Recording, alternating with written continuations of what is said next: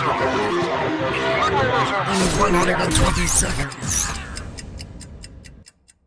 This week, I filled in for my buddy Jaz McKay. He's the #1 afternoon host for 1560 KNZR in Bakersfield, California. So rather than do a video, I'm going to do a best of from the show. Something a little different. Enjoy.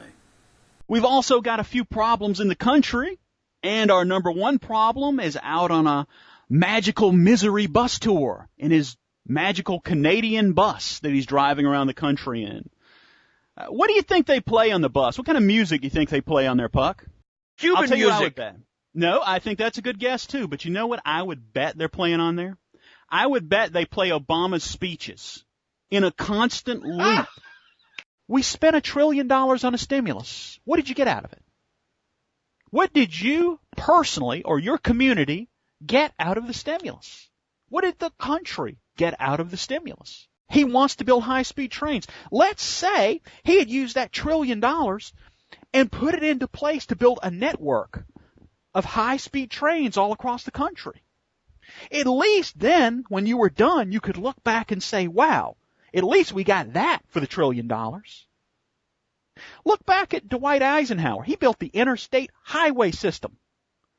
At least if he'd gone out and, let's say he'd gone out and improved every road and bridge in the entire country.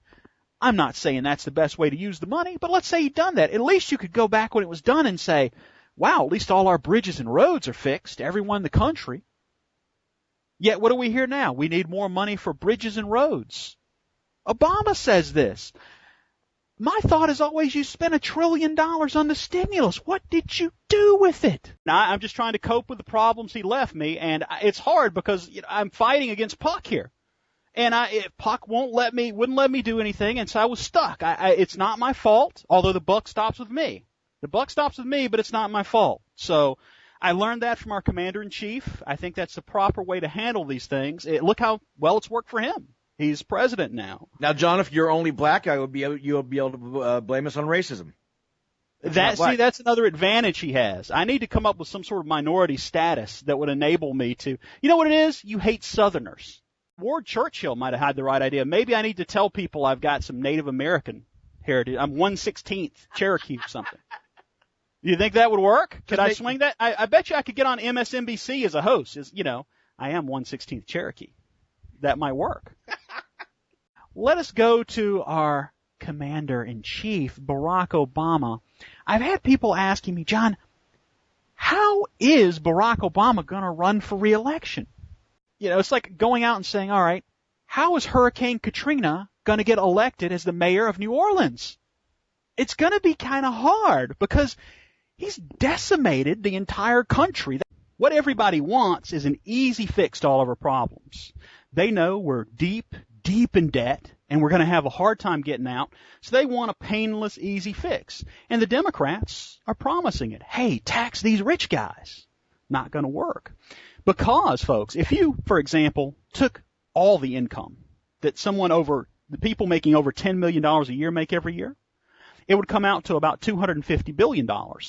If you took all the income the people making over $250,000 a year were making, it would come out to about $1.3 trillion.